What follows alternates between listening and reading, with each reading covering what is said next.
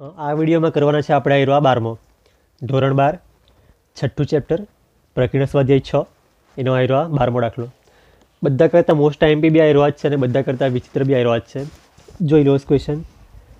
કાટકોણ ત્રિકોણના કર્ણ પરના એક બિંદુના કાટખૂણો બનાવતી બાજુઓથી લંબ અંતર એ તથા બી છે. ઓકે, એ અને બી અચળ છે. તો સાબિત કરો કે કર્ણની ન્યૂનતમ લંબાઈ આયરો છે a⁴ પ્લસ b⁴ અહીંયા બ્રેકેટ ને 12 3/2. અહીંયા છે ને ન્યૂનતમ આવશે. અમુકની બુકમાં જો મહત્તમ છપાયેલું હોય તો એને આયરો કેન્સલ કરીને આયરો ન્યૂનતમ કરી દેજો. સાચો ક્વેશ્ચન આયરો છે ન્યૂનતમ. હવે અહીંયા શું લખેલું છે? કાટકોણ ત્રિકોણના કર્ણ પરના એક બિંદુ. એટલે કાટકોણ ત્રિકોણ આપણે દોરીએ આવી રીતે. ઓકે, તો આયરો કર્ણ છે. કર્ણ પર અહીંયા એક બિંદુ છે. કાટકોણ ત્રિકોણના કર્ણ પરના એક બિંદુના કાટખૂણો બનાવતી બાજુઓથી લંબ અંતર. એટલે અહીંયા એક બિંદુ છે અને અહીંયા લખેલું છે કાટખૂણો બનાવતી બાજુઓથી લંબ અંતર. એટલે કાટખૂણો કઈ બાજુ બનાવે? એક આયરિયા બાજુ ને આયરિયા બાજુ, બે બાજુ મળીને અહીંયા કાટખૂણો બનાવે. તો આનાથી લંબ અંતર એટલે આ બિંદુથી આયરો અંતર એક આયરો અને આ બિંદુથી આ બાજુ અંતર એટલે આયરો.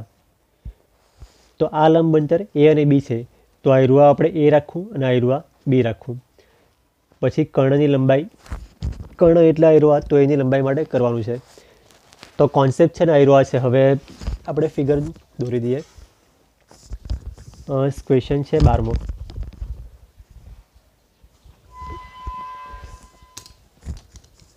હવે પહેલાં કાટકોણ ત્રિકોણ દોરવાનો છે ને, તો આપણે કાટકોણ ત્રિકોણ દોરી દઈએ.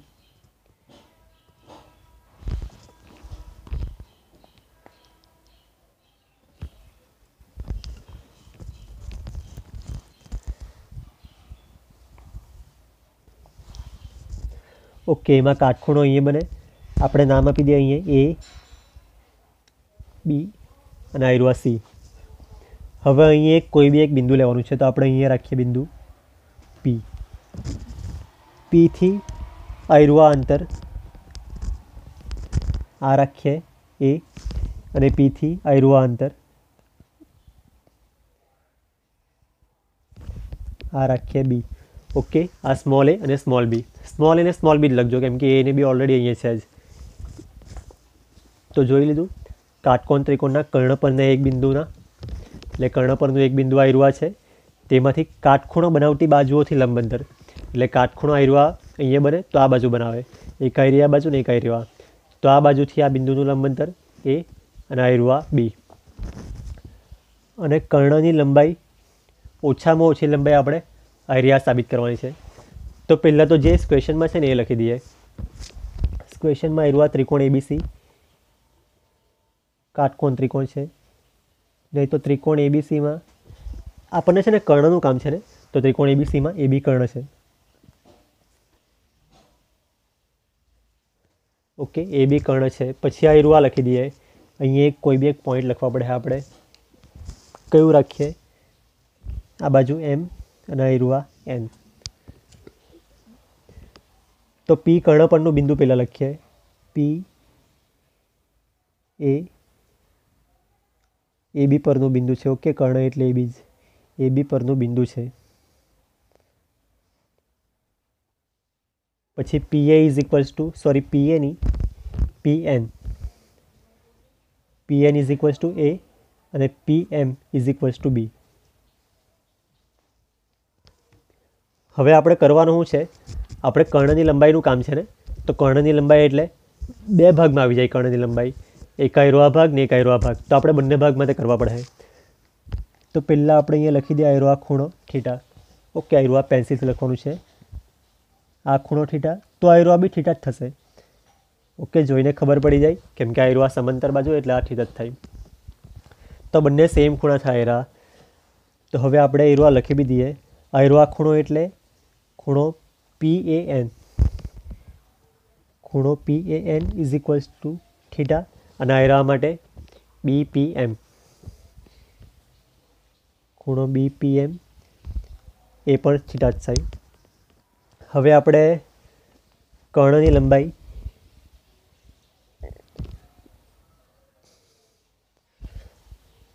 L is equals two P A plus PB. તો આવી રીતે લખીએ પી એ પ્લસ પીબી. ઓકે, પી એ એટલે આટલો ભાગ અને પીબી એટલે આટલો ભાગ. તો બંને મળીને કર્ણની લંબાઈ આવે અને આ રૂવાલ આપણે લખીએ એલ. આપણે કર્ણની લંબાઈ જ ન્યૂનતમ છે એવું કરવાનું છે ને. તો આ રૂવા એલ. પછી આનું એકવાર વિકલન કરું, બીજી વાર વિકલન કરું. પણ આ રૂવા પી એ અને પીબી આપણે શોધવા પડે પહેલાં. તો પી એ અને પીબી કેવી રીતે આવશે? પી એ એટલે આયરોઆ ભાગ. આપણને છે ને આયરોઆ ભાગ આપેલો જ નહીં મળે. આયરોઆ એ આપેલું છે, આપણે પી એ શોધવાનું છે, તો આનું આપણને કામ જ નહીં મળે. તો ત્રિકોણ આયરોઆ ત્રિકોણ અહીંયા છે ને આ સાઈડ પર જ કરીએ આપણે. ત્રિકોણ પી એ એન, એમાં સાઇન થીટા ઇક્વલ ટુ શું આવે? સાઇન થીટા એટલે સામેની બાજુ ભાગ્યા કર્ણ. તો ત્રિકોણ આપણે આયરોઆ લીધો છે પી એ એન એટલે એમાં સાઇન થીટા એટલે સામેની બાજુ એ ભાગ્યા કર્ણ એટલે પી એ. તો આના પરથી આપણને પી એની કિંમત મળે. P A is equals to એના છેદમાં સાઇન થીટા. તો અહીંયા મળે P A is equals to A sine theta ઉપર જાય તો કોસેક. ઓકે, આયરોઆ વ્યસ્ત લખી દીધો એ ઇન્ટુ કોસેક. સેમ આપણે પી એ એટલે આટલું કર્યું ને, હવે પીબી માટે બી કરવાનું છે, કેમ કે પી એ અને પીબી અહીંયા છે ને. તો પીબી એટલે આયરુઆ આવે. ઓકે, તેમાં આપણે આયરુઆ ઉપરનો ત્રિકોણ લેવું બી પી એમ.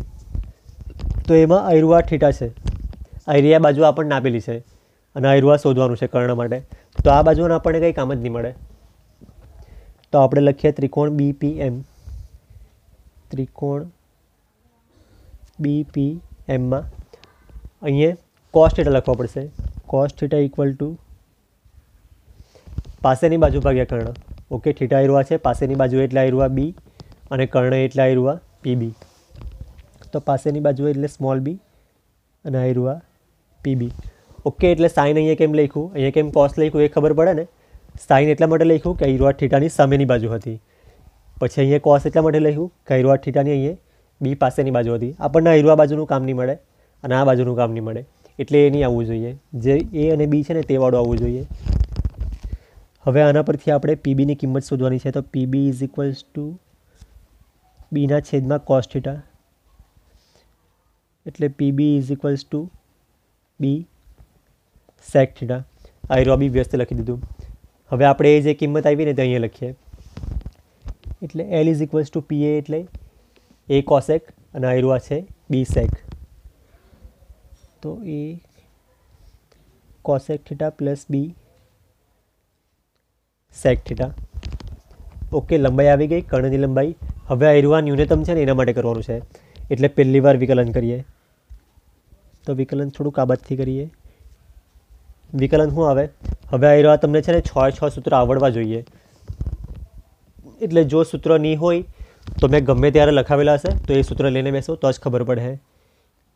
એ એમ જ કોસેકનું વિકલન શું થાય? Minus cosec into cot. Okay,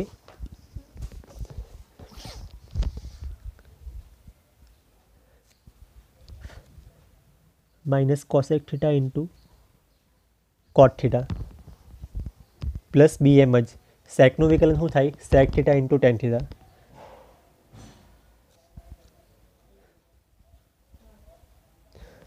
નહીં તો મેં છે ને એકવાર લખીને બતાવીશ દેમ તમને. પેલા 6 સૂત્ર છે ને તે આવી રહ્યા છે. સાઇનનું વિકલન કોસ, કોસનું માઇનસ સાઇન. ઓકે, અહીંયા થીટા લખેલું છે ડી બાય ડી થીટા, કેમ કે અહીંયા સાઇન થીટા લખ્યું ને, જો એક્સ હતું તો એક્સ લખતે. તો સાઇનનું કોસ અને કોસનું માઇનસ સાઇન. ટેનનું સેક સ્ક્વેર, કોટનું માઇનસ કોસેક સ્ક્વેર. સેકનું સેક ઇન્ટુ ટેન અને કોસેકનું માઇનસ કોસેક ઇન્ટુ કોટ. તમે આયરુઆ યાદ રાખો, અહીંયા સી હોય, અહીંયા સી હોય ને અહીંયા સી હોય તો આયરુઆ માઇનસ છે ને માઇનસ છે. બાકીમાં અહીંયા છે ને સી નહીં મળે. એસ આવ્યો, ટી આવ્યો, એસ આવ્યો, તો અહીંયા બધું પ્લસમાં આવ્યું. તો આયરુઆ છે એના પરથી તમને ખબર પડી જાય. હવે વિકલન કર્યું ને આપણે એ એમ જ કોસેકનું minus cosec into cot plus B સેકનું સેક ઇન્ટુ ટેન. હવે આને થોડુંક વ્યવસ્થિત લખીએ તો કેવી રીતે લખીએ? માઇનસ બાર લખી દઈએ એટલે A cosec theta cot theta plus B sec into ten.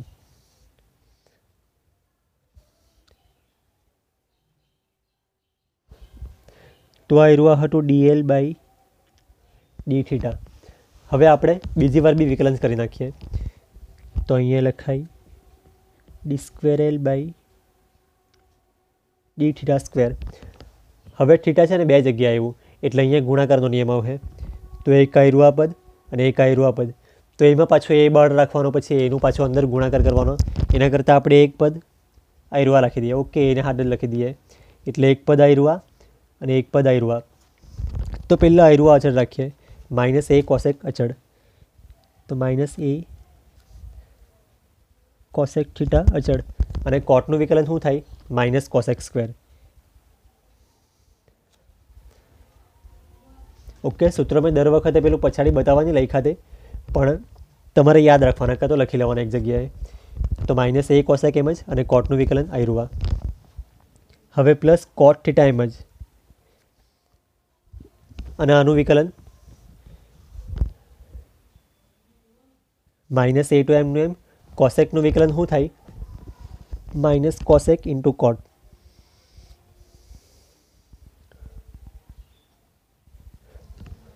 Okay, હજી છે ને આયરું આ ખાલી આપણે આયરું આ કર્યું છે.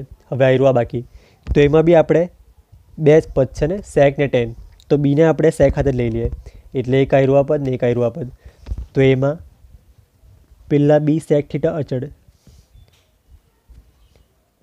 અને ટેન થીટાનું વિકલન આવે સેક સ્ક્વેર થીટા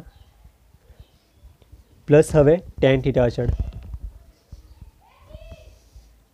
તો બી સેક એનું વિકલન થાય, બી તો એમ જ, સેકનું વિકલન થાય સેક ઇન્ટુ ટેન.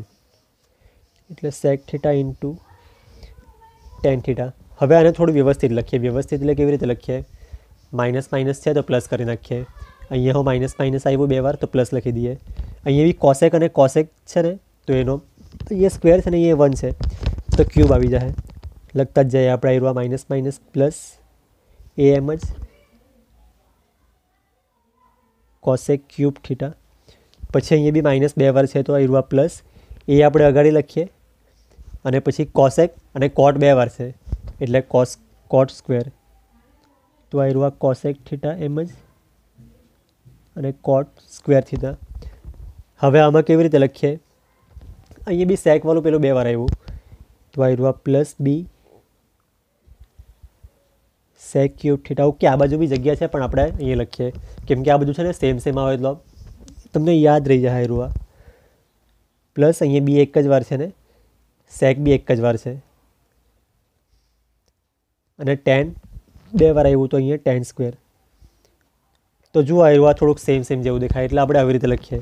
આયરું હતું ડી સ્ક્વેર એલ અને ડી થીટા સ્ક્વેર. તો આ બીજી વાર વિકલન હતું. હવે આપણે શું કરતા? આપણે બીજી વાર વિકલન હોય ને તેને આપણે શું કરવાનું છે? ન્યૂનતમ છે એવું સાબિત કરવાનું ને. તો ન્યૂનતમ એટલે આયરું પ્લસમાં આવવું જોઈએ, 0 કરતાં મોટું. પણ અહીંયા તો બધું થીટા છે તો આપણને ખબર નહીં પડે. તો આપણે પહેલાં થીટાની કિંમત શોધવા પડે. થીટા કાં તો કોસેક થીટા કાં તો ગમે એ આપણે કિંમત શોધવા પડે. તો પહેલી વાર વિકલન કરેલું છે ને આપણે 0 લઈ લઈએ. એટલે DL by D theta is equal to 0. એટલે અહીંયા લખીએ DL by D theta is equals to 0. એટલે આયરું હવે minus A cosec theta cot theta plus B sec ને ટેન. એટલે બી સેક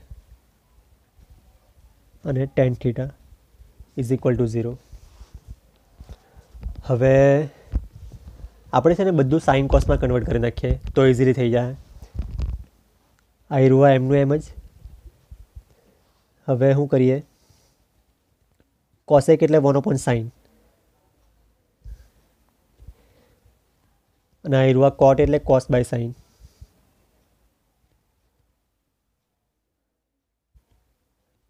પ્લસ બી એમ જ. સેક એટલે 1/cos અને આયરું ટેન એટલે સાઇન બાય કોસ.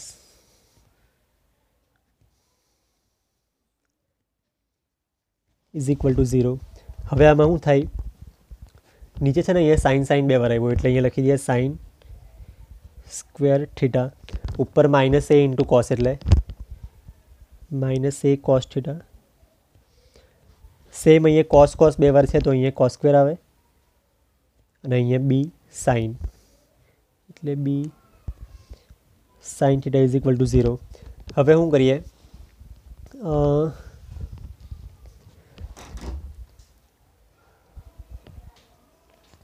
અહીંયા આપણે ક્રોસ ગુણાકાર કરવા પડે, તો આપણને કશે ને કશે અહીંયા છે ને કોસ ક્યુબ આવી જશે. આયરુઆ કોસ ક્યુબ ને આયરુઆ સાઇન ક્યુબ આવે એમ કરે તો. પણ હજી બી આપણે છે ને આને બીજી સાઈડ લઈ લઈએ, તો આયરુઆ આખો માઇનસમાં છે, બીજી સાઈડ પ્લસમાં થઈ જશે. એટલે બી સાઇન ને અહીંયા કોસ સ્ક્વેર છે, તો આયરુઆ બી સાઇન થીટા છેદમાં કોસ સ્ક્વેર થીટા, અને આયરુઆ એ કોસ ને છેદમાં સાઇન સ્ક્વેર છે, તો આ બાજુ પ્લસમાં આવી જાય.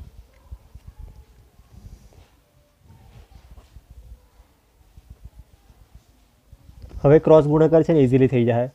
અહીંયા ઇઝ ઇક્વલ ટુ છે એટલે આયરુઆ સાઇન સ્ક્વેર આ બાજુ આવે, એટલે બી અહીંયા થઈ જાય સાઇન ક્યુબ. ઓકે, અહીંયા એક હતું જ આયરુઆ સ્ક્વેર છે, સેમ આ બાજુ એ કોસ ક્યુબ, કેમ કે સ્ક્વેર ને આયરુઆ છે.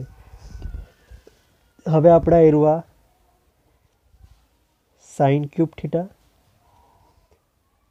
અને કોસ ક્યુબ થીટા.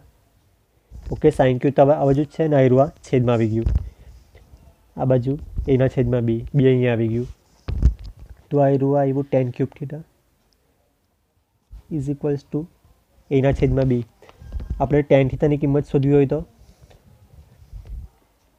a⁻1/3, આ બાજુ ઘનમૂળ લેવા પડે, અને આયરુઆ b⁻1/3, તો આયરી કિંમત આવી. ઓકે, ઘન છે તો આ બાજુ ઘનમૂળ. હવે આયરુઆ આવ્યું એટલે સેકન્ડ ચેપ્ટર પરથી બધું આવી જશે, સાઇન કોસ કોસેક બધું આવી જશે. પણ કેવી રીતે, તો આયરુઆ હવે આ રફમાં દોરે ને તો ચાલે, હાથ દોરી મૂકવાની. આયરુઆ જો થીટા હોય તો ટેન એટલે સામેની બાજુ ભાગ્યા પાસેની બાજુ ને, સામેની બાજુ ભાગ્યા પાસેની બાજુ, એટલે થીટા આયરુઆ છે તો સામેની બાજુ આયરિયા આવે, આયરિયા છે સામેની બાજુ, ને આ છે પાસેની બાજુ, તો આયરુઆ છે પાસેની બાજુ એટલે b⁻1/3. અને આયરુઆ કર્ણ, કર્ણ આપણે અહીંયા શોધી કાઢીએ. શું આવે કર્ણ, એટલે L is equals two L square, એટલે સૂત્ર છે ને કર્ણનો વર્ગ બરાબર આનો વર્ગ પ્લસ આનો વર્ગ. પણ આપણે અહીંયા કર્ણનો વર્ગ કરતાં ખાલી L જ લખીએ તો આ બાજુ વર્ગમૂળમાં લખી દેવા પડે, એટલે વર્ગમૂળમાં આનો વર્ગ પ્લસ આનો વર્ગ.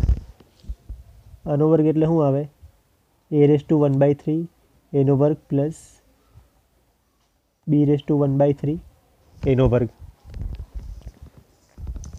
તો આનો આપણે ડાયરેક્ટ ફાઇનલ આન્સર જ લખી દઈએ, a⁻1/3 એનો સ્ક્વેર છે એટલે ગુણાકાર થઈ જાય, 2/3 આવે પ્લસ b⁻2/3.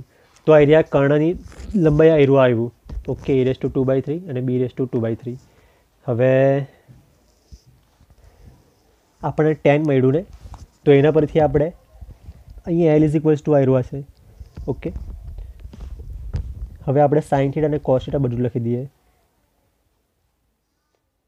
સાઇન થીટા એટલે શું આવે, સામેની બાજુ ભાગ્યા કર્ણ, એટલે થીટા આયરુઆ છે તો સામેની બાજુ એટલે આયરુઆ a⁻1/3, અને કર્ણ એટલે આયરુઆ સ્ક્વેર રૂટમાં a⁻2/3 plus b⁻2/3. Cos theta એટલે પાસેની બાજુ ભાગ્યા કર્ણ, એટલે પાસેની બાજુ આયરિયા છે b⁻1/3, અને આયરુઆ કર્ણ એટલે a⁻2/3 પ્લસ b⁻2/3.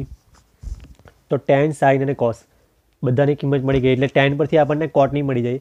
આપણે લખવાની નહીં, જો લખ્યું હોય તો ઉલટું લખી દેવાનું, આયરુઆ ઉપર ને આયરુઆ નીચે. સાઇન છે એના પરથી હાની મળે, કોસેકની મળી જાય. ઓકે, સાઇન પરથી આપણને મળે કોસેકની, લખવું હોય તો આયરુઆ ઉલટું લખી દેવાનું, અને કોસ પરથી આપણને મળે સેકની. આ લખવાનું નહીં મળે, લખે તો બી વાંધો નહીં, પણ બહુ દાખલો લાંબો થયા કરે એટલે નથી લખવાનું. આપણે કરવાનું શું છે, આપણે અહીંયા ઓછામાં ઓછી લંબાઈ, ન્યૂનતમ લંબાઈ, તો એના માટે શું કરવા પડે, જે આયરુઆ બીજી વાર વિકલન કરેલું છે એનો આન્સર એ તો અહીંયા જ પતી ગયું ને. તો આયરુઆ 0 કરતાં કેવું મોટું લાવવાનું ને, 0 કરતાં મોટું લાવે એટલે પ્લસમાં આવે એટલે ન્યૂનતમ ખબર પડે. તો આપણે આ બધામાં છે ને કિંમત મૂકવું. તો આ રૂઆ લખીએ d²L બાય d². ઓકે, એ તો એમનો એમ જ. કોસેક થીટા એનો ઘન છે, તો કોસેક થીટાની કિંમત પહેલાં લખું પછી ઘન કરું. કોસેકની કિંમત કેવી રીતે લખાય? આના પરથી. આ રૂઆ જ ઉલટું લખી દેવાનું હોય ને, એટલે આ રૂઆ ઉપર લખી દઈએ a⁴ પ્લસ b⁴ અને આ રૂઆ a⁴. હવે એનો ઘન છે એટલે ઘન પ્લસ અહીંયા છે a કોસેક ઇન્ટુ cot². તો પ્લસ એ કોસેક છે ને, તો કોસેકની કિંમત આના પરથી લખાય, આનું ઉલટું. એટલે કેવી રીતે લખીએ? આ રૂઆ ઉપર લખી દેવાય a⁴ પ્લસ b⁴ અને આ રૂઆ a⁴ અહીંયા નીચે. એ કોસેક લખાઈ ગયું. હવે cot². તો આપણને ટેનની કિંમત લખેલી છે ને, તેના પરથી આપણને કોટની કિંમત મળી જાય. તો એમાં કોટ સારું આપણે ઉપર નીચે કરી નાખીએ, એટલે b⁴ ઉપર a⁴ નીચે અને એનો સ્ક્વેર કરવાનો છે. ઓકે, એટલે cot² થઈ ગયું. હવે b sec³. તો b અને આ રૂઆ સેક એટલે એની કોસ પરથી લખું, તો પ્લસ b સેક છે ને, તો અહીંયા કોસ પરથી લખવા પડે, એટલે કોસની કિંમત આવી રહી. તો આપણે આને ઉલટું લખી દઈએ, તો a⁴ પ્લસ b⁴ અને રૂઆ b⁴ નીચે. આનો ક્યુબ હતો એટલે ક્યુબ. ઓકે, આ બધું છે ને સેમ આવે, એટલે આ રૂઆ ઉપર નીચે લખજો તમે. હવે આ રૂઆ b sec અને tan². તો b એમ જ, સેક એટલે આના પરથી આ રૂઆ ઉપર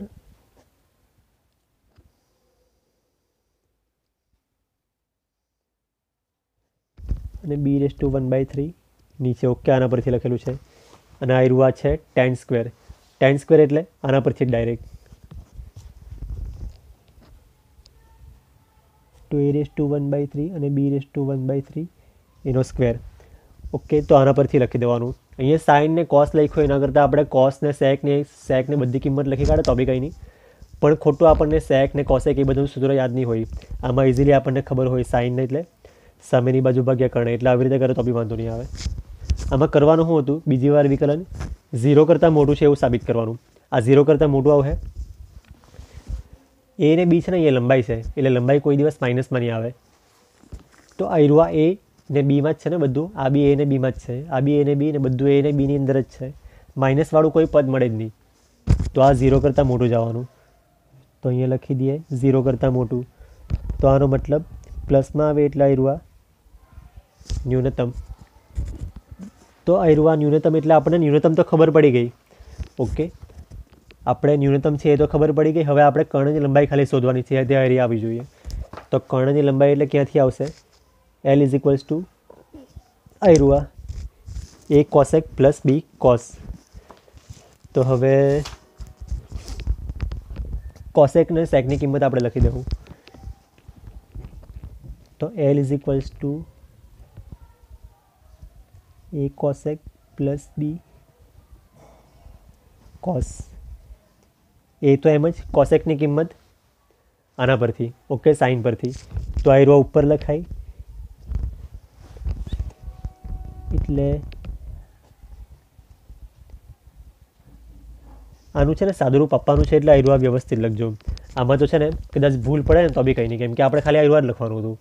એટલે 0 કરતાં મોટું તો આ રૂઆ કદાચ ચેક થાય બી નહીં, પણ આનું આપણે કર્ણની લંબાઈ ફાઇનલ આપણે કરતા છે, એટલે આનું સાદુરૂપ આપવાનું છે, એટલે આ રૂઆ વ્યવસ્થિત લખજો. તો કોસેક એટલે આપણે આના પરથી લખતા હતા ને, તો આ રૂઆ ઉપર ને આ રૂઆ a⁴ નીચે પ્લસ બી. અહીંયા છે ને બી સેક થીટા છે, a કોસેક પ્લસ બી સેક. તો આ રૂઆ છે સેક થીટા. તો બી તો લખી દીધું, સેક એટલે આના પરથી. તો આ રૂઆ ઉપર એટલે a⁴ અને b⁴ ને આ રૂઆ b⁴ એમ જ. આપણે સાબિત શું કરવાનું છે? સાબિત કરવાનું છે આપણે આ રૂઆ A raise to 2/3 plus B raise to 2/3 ને આયરું આ રેસ ટુ 3/2. અહીંયા લખી દઈએ A raise to 2/3 plus B raise to 2/3 ને આયરું આ 3/2. ઓકે, આયરું આ છે. હવે આપણે આયરું આ લાવીએ. કંઈ સામાન્ય નીકળે એવું છે? સામાન્ય નીકળે છે ને આયરું આ વર્ગમૂળમાં આયરું આ અને આયરું આ બંને સેમ જ છે. તો એને આપણે સામાન્ય લઈ લઈએ. એટલે એ રેસ ટુ 2/3 અને આયરું આ બી રેસ ટુ 2/3. બચે હું બ્રેકેટમાં આયરું આ એ બચ્યો અહીંયા અને અહીંયા છેદમાં એ રેસ ટુ 1/3. અહીંયા બચ્યો બી અને આયરું આ બી રેસ ટુ 1/3. હવે આને શું લખાય? A raise to 2/3 plus B raise to 2/3. આયરું આ વર્ગમૂળ છે ને એટલે રેસ ટુ 1/2 લખાય એને. અને અહીંયા શું લખાય? આયરું આ એ રેસ ટુ 1 છે અને આયરું આ 1/3 એટલે અહીંયા લખાય 1 - 1/3 એટલે 2/3. ઓકે, આનું સાદુરૂપ આવે 1 - 1/3. આયરું આ 1 છે અને 1/3 એટલે 1 - 1/3 2/3. સેમ આ બાજુ બી રેસ ટુ 2/3. આની ઘાત કેટલી આવે? 1. હવે જો આ બંને સેમ જ છે, ખાલી અહીંયા 1/2 છે ને 1 છે એટલો જ ફરક છે. તો આ ઘાતનો સરવાળો થાય એટલે આયરું આ A raise to 2/3 plus B raise to 2/3 ને આયરું 1/2 પ્લસ 1 એટલે 1/2 પ્લસ 1 કરે તો આયરું આ 3/2 આવી ગયું. તો આયરું આ સાબિત થઈ ગયું. ઓકે, એટલે આયરી આ કર્ણની લંબાઈ આવી ગઈ. આમાં કદાચ ભૂલ પડે ને તો બી ખબર નહીં પડે, કેમ કે આયરું આ 0 કરતાં મોટું છે એટલું જ લાવવાનું, પણ આયરું આ વ્યવસ્થિત આવી જવું જોઈએ. અને તમને ખબર જ છે કે આયરું આ સાબિત કરવાનું એટલે ઇઝીલી આવી જશે. તો આ આખો મેં એકવાર બતાવી દઉં પાછો.